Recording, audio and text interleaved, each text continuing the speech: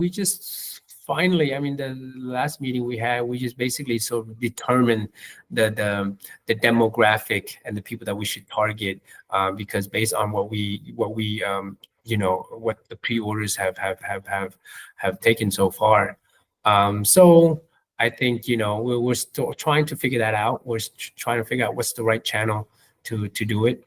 Yeah, we're still, we're a baby that we're just barely learning how to crawl, so in a segment in a market that is relatively new, and trying to educate people. I've gone through this 10 years ago with this company that I'm sitting in right now.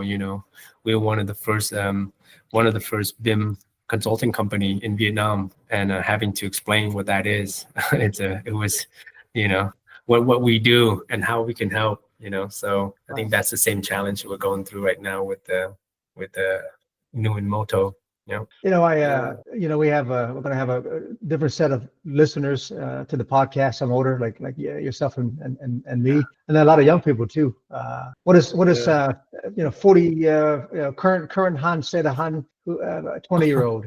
What would you give him advice on? Oh man, jeez. I would say, if I would give myself advice, I will. Man, that's a good question. I mean, the things that I know now, I would just basically say, don't think you know everything. Don't think that or that you can learn everything.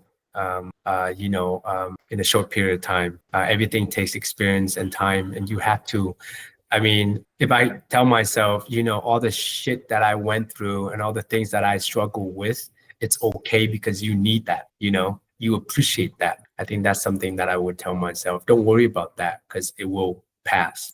Because I remember being, young and having gone through all this that I had to go through. It was you just think it's the end, you just think it's that's it, it's over, you just think, there's nothing, nothing good is gonna come out of it, But I tell myself that, man, that is what gonna set you apart. That's what makes you stronger, and that's what you need. So you want that. You don't want to avoid it. You want it. You want the struggle. So I think that's something I would tell myself. Yeah, I think what you're doing is pretty cool, and aside from I'm very bullish on what you're doing, but I think you're also going to end up motivating a lot of young people. So I wanted to get your feedback on that.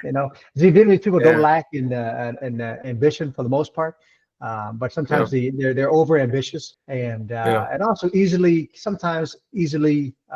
Oops, there goes that one earpiece. Easily set back sometimes with initial failures or initial complications or challenges in their life. So I think if they came at it with a more long-term approach, like you mentioned, that it's okay to fail, it's okay to run into challenges. It's going to be part of the process, and it's a lot easier for young people to commit to something. And I guess one last question, because I know we have to end this soon. And we're going to have to probably do a podcast in a year from now, just as a follow-up and see where you guys are going. Big picture, where do you see the company in the next 3 to 5 years? I'd say in 3 years, I think we'll be in ASEAN. I want to start exporting this over to Indonesia, into Thailand, Philippines, etc.